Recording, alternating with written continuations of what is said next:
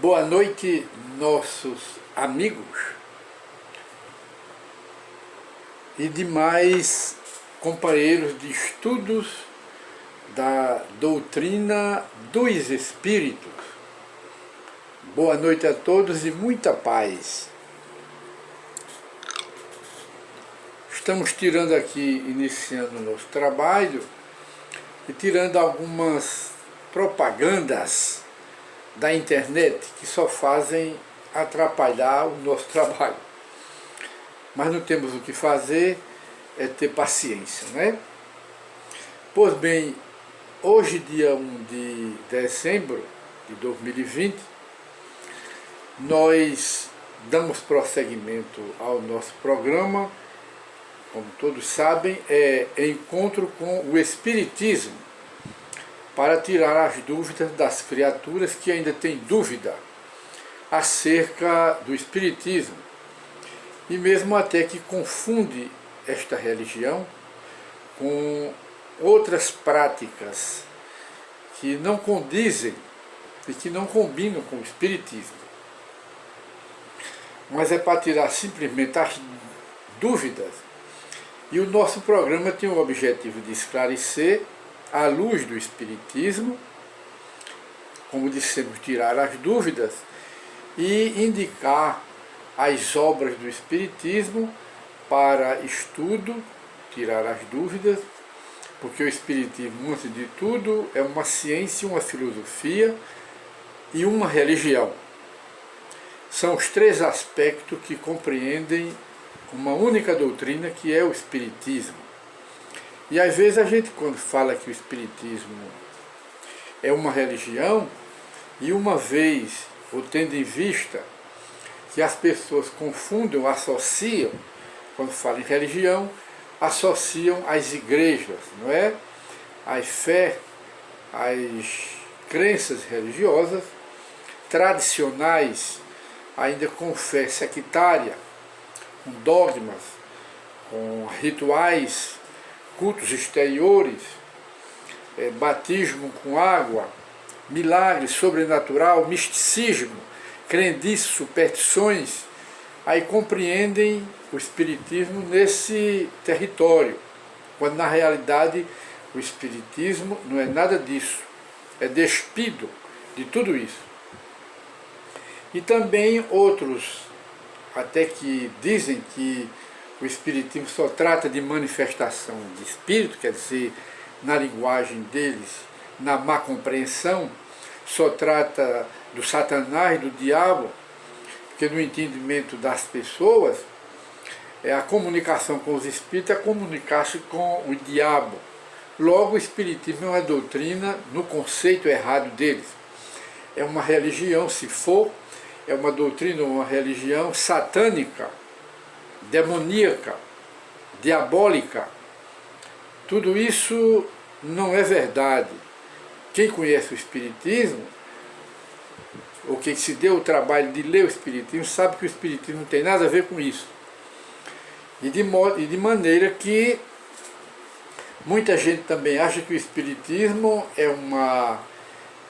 apresenta, digamos assim, um manual de regras, né, para evocar os espíritos, conversar com os espíritos, dialogar com os espíritos, ou então um manual de regrinhas para se adivinhar o futuro das pessoas. Não é nada disso também. O Espiritismo é completamente despido dessas práticas, dessas coisas, não tem nada disso. Então, nós indicamos as obras de Allan Kardec, porque esclarece o que é o Espiritismo, que não tem nada a ver com essas práticas que nós acabamos de listar, não é? De apresentá-las. Não tem nada a ver com isso. Aí o Espiritismo é uma ciência do Espírito, é filosofia do Espírito e religião dos Espíritos.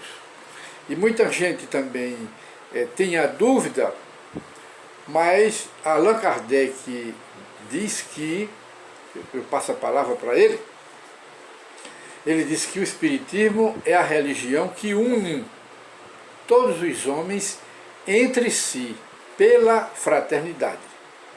e ao mesmo tempo liga todos os homens ao Pai Celestial, é a religião. E até ele diz que nós, os espíritas, na palavra de Kardec, nos ufanamos, quer dizer, ficamos numa alegria, no alto astral, em afirmar que o Espiritismo é uma religião. Então, o Espiritismo é ciência do Espírito, filosofia do Espírito, religião do Espírito, e de maneira que este é o Espiritismo. E o Espiritismo exige, convida as criaturas duvidosas que o estude. Não é apenas ler o Espiritismo, mas o Espiritismo é uma ciência que merece um estudo profundo e um estudo sério para sabermos o que é o Espiritismo. E de maneiras que, consultando aqui a internet, no portal da FEB, nós nos deparamos aqui com um livro que é psicografado, ou foi psicografado por Francisco Cândido Xavier, e ditado pelo espírito de alta sabedoria, Emmanuel, que era o guia espiritual de Chico Xavier. E de modo esse livro tem o título de Palavras de Vida Eterna, que nós consideramos um remédio para a depressão, que são comentários de textos dos evangelhos. E são textos pequenos, são artigos ou pequenas crônicas sobre os evangelhos, mas de um texto curto, que merece um conhecimento mais profundo.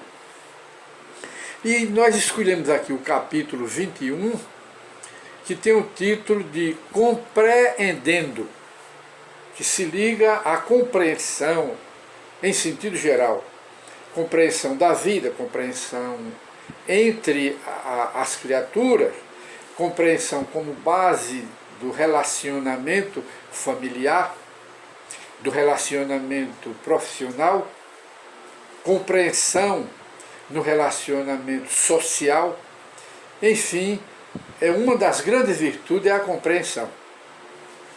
E de modo, ou de maneiras, que ele cita aqui, o autor cita uma passagem da Epístola de Paulo.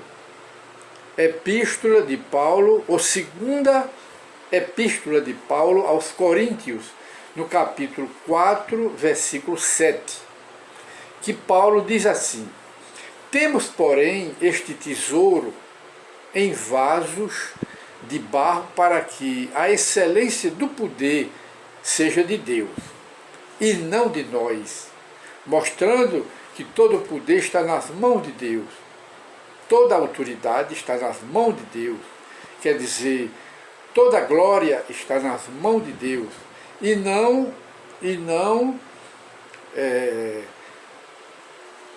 nós, não é? E não em nós, mas tudo está em Deus. As virtudes que nós conquistamos é com a permissão de Deus, é nesse sentido que ele quer falar. Deus abre os caminhos para nós adquirirmos experiência na sabedoria, nas virtudes, mas tudo vem de Deus, tudo é da parte de Deus. Não é para termos vaidade, nem nos gloriarmos, e nem considerarmos a nossa igreja, a nossa religião, como a predileta, ou termos a pretensão orgulhosa, vaidosa e arrogante de dizermos, não é, que nós somos os eleitos do Senhor. Quem somos nós para nos considerarmos eleitos do Senhor? O que é que andamos fazendo? O que é que andamos praticando para nos considerarmos os eleitos do Senhor? Essa é a pergunta que nós fazemos.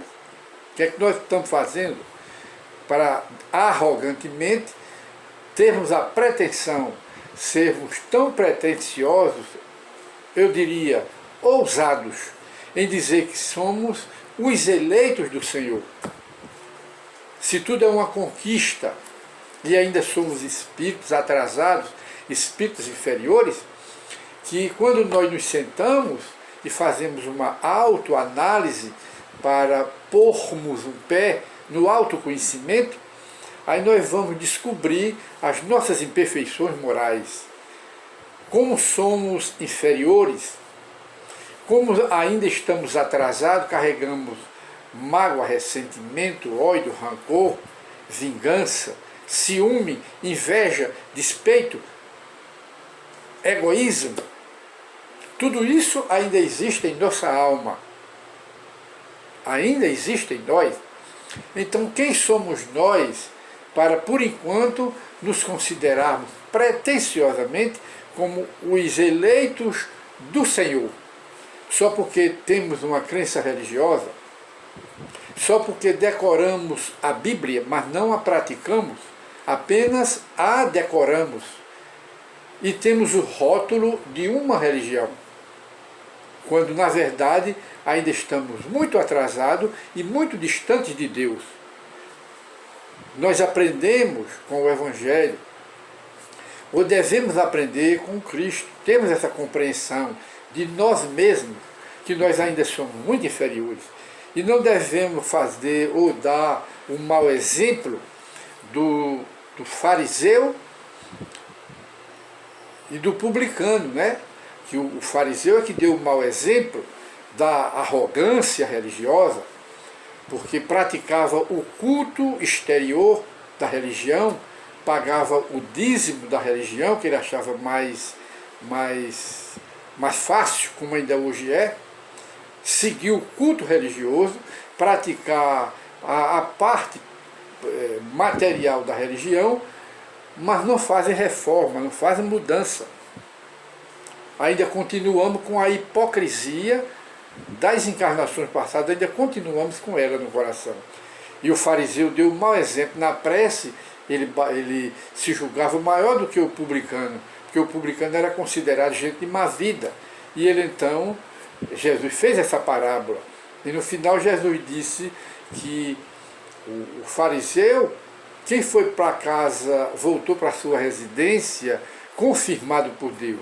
Claro que foi o publicano que na prece manifestou humildade, rebaixou-se, que era aquilo que ele era, ao passo que o fariseu se exaltou e se considerou um eleito do Senhor, ainda carregando em si a hipocrisia e os instintos inferiores. Então, quem somos nós? Não é? Quem somos nós para nos considerarmos os eleitos do Senhor, se temos tantas imperfeições morais? E de modo ou de maneira que nesse capítulo aqui, que é pequenininho, vamos fazer a leitura dele, que diz assim, compreendendo. E o Espírito Emmanuel, ele diz, sigamos compreendendo. Lembra-te de que os talentos da fé e os conhecimentos superiores, o dom de consolar e a capacidade de servir aos sofredores, não obstante laboriosamente conquistado no nosso esforço, constituem bênção do Criador em nosso coração de criatura humana. Vem de Deus. Não te furtes desse modo, não te proíbas, não te impeças a lavoura do bem, a fazer o bem, a praticar a caridade conforme Jesus ensinou. Não te furtes a isso a pretexto de te sentires ainda sob a influência do mal. Devemos continuar em nosso trabalho. Ora, até alcançarmos triunfo pleno sobre nossos desejos maus, sofreremos na vida, seja no corpo de carne, quer dizer, reencarnados, ou além dele, quer dizer, na vida espiritual, porque somos imortais. E ele diz, e sofremos ainda, aqui na terra, a tentação da luxúria, a tentação da vingança está dentro de nós. Então não somos os eleitos do Senhor. Tentação da luxúria, tentação da vingança, tentação da cobiça, tentação da crueldade, Tudo isso ainda está em nós. Como nós pretensiosamente, arrogantemente, podemos olhar o defeito dos outros se nós ainda carregamos a hipocrisia dentro de nós, manifestada através dessas imperfeições morais. E ele continua: tentações de todos os gêneros que emergem do poço dos nossos impulsos instintivos ainda não dominados, que ainda, vez por outra, nós praticamos. Aí diz mais ele: se a tentação, contudo, nasce de nós, a flama da educação e do aprimoramento espiritual vem de Deus, conduzindo-nos para a esfera superior da vida.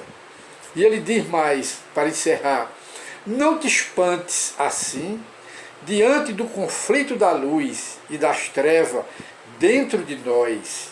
Não te espantes. Por quê? Porque nós estamos conscientes de que somos espíritos inferiores, porque ainda conduzimos essas paixões. Aí ele diz: não te espantes com esses conflitos. Segue a luz e acertarás o caminho.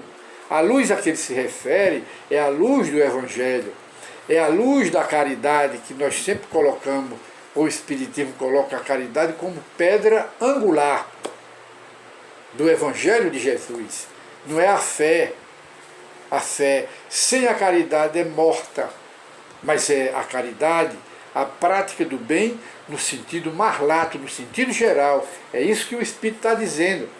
E ele então encerra: riqueza mediúnica, fulgurações da inteligência, recursos geniais e consagração à virtude são tesouros do Senhor, de Deus, que, na feliz definição do apóstolo Paulo, em sua epístola, transportamos no vaso de barro de nossa profunda inferioridade.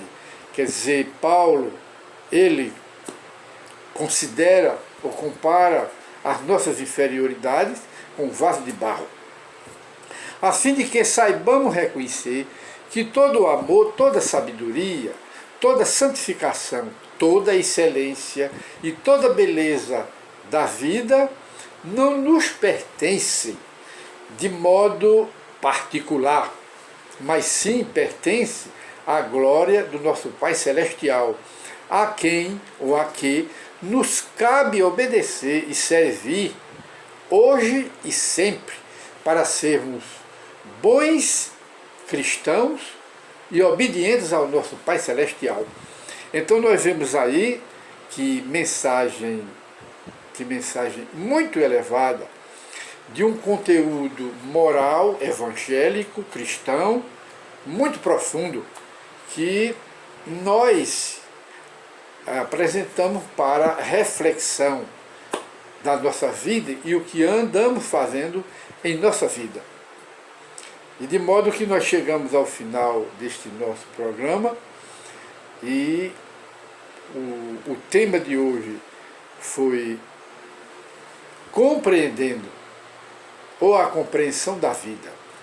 Muita paz para todos, e voltaremos em nova oportunidade com o programa Encontro com o Espiritismo. Muita paz, e durmamos em paz na companhia dos nossos anjos da guarda, que são os espíritos bons e amigos, nossos pais invisíveis, que não nos deixam, estão sempre ao nosso lado, nos protegendo, nos orientando, e são eles aqueles que a religião chama os anjos da guarda. Os anjos guardiães são esses espíritos bons e amigos. E a Bíblia não fala que eles são Satanás, e nem são demônio, e nem são diabos. São os anjos, os espíritos bons e amigos, que Deus incumbiu na sua misericórdia de nos assistirem, de nos protegerem de uma forma geral, como nossos pais invisíveis. Muita paz para todos.